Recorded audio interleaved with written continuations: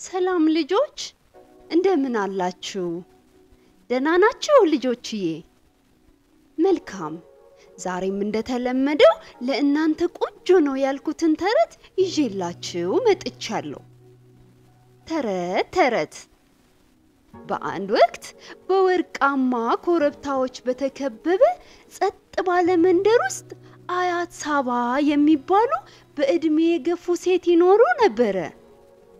አያት ሳባ የዋህ ጥበበኛና ለሰዎች ሁሉ የሆኑ እናት ናቸው። ሰዎች ይበልጡን እንዲያውቋቸው ያደረገችው ሊላ የምትባል ቆንጆ ፈረሳቸው ነበረች። ሊላ በጣም የሚያምር ቀለም ያላትና ጸጉሮቿም የሚያብረቀርቁ ፈረስ ነች። አያት ሳባ ሁል ጊዜ ጠዋት ፀሐይ ላይ የሊላን ጸጉር እየዘፈኑላት ያበጥሩላታል። ሰዎች ሊላን በአግራሞት ይመለከቷታል።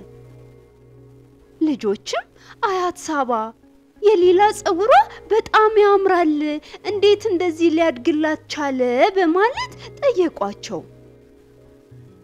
አያት ሳባ ፈገግ አሉና የሊላ ጸጉር ያደገው ስለምትወደድ ነው፣ ሚስጥሩም ይህ ነው በማለት ለሕፃናቱ መልስ ሰጧቸው። ሊላ ለአያት ሳባ የቅርብ ጓደኛቸው ናት። ሲከፋቸው ስለምታውቅ በአቅራቢያቸው ወዳለ ወንዝ ትወስዳቸዋለች። አብረውም ጥሩ ጊዜ ያሳልፋሉ። ሲደክማቸውም ከዛፉ ስር እረፍት ያደርጋሉ። አንድ ጊዜ በጣም ከባድ ማዕበል ተነሳ። ንፋሱም ኃይለኛ ነው፣ ዝናቡም ኃይለኛ ነበር። ዛፎች ወደቁ። የመንደሩ ሰዎችም እየተሯሯጡ መጠለያ ለመፈለግ እንስሳቸውን ይዘው ከአካባቢው መሸሽ ጀመሩ። የሊላን አንገት በማቀፍ ሊላ አትፍሪ፣ አብረን ከሆነን ሁሉንም ነገር እናልፋለን በማለት ተረጋግተው ቆሙ። ሊላም ተረጋግታ ከአያቷ ሳባ ጋር ቆመች።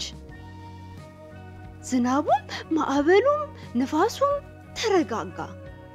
በማግስቱ ጠዋት ፀሐይ ወጣች። መንደሩ ጸጥ ብሎ ነበር። ነገር ግን ሁሉም ሰው ሰላም ነው። አያት ሳባና ሊላም እንዲሁ ሰላም ነበሩ። የመንደሩ ነዋሪዎች ሊላ ፈረስ ብቻ አይደለችም፣ ታማኝና ጽኑ ነች እንደ አያት ሳባ በማለት አመሰገኗት። አያት ሳባና ሊላ ሁልጊዜ ፀሐይ ስትጠልቅ በመንደራቸው ውስጥ ዞር ዞር በማለት እውነተኛ ጓደኝነትን ለሰዎች ያሳያሉ፣ እንዲሁም ያስተምራሉ።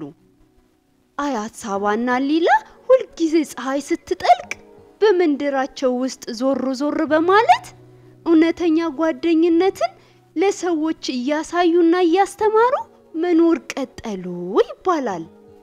ተረቴን መልሱ፣ አፌን በዳቦ አብሱ። ለዛሬ እዚህ ላይ ያበቃው ልጆችዬ።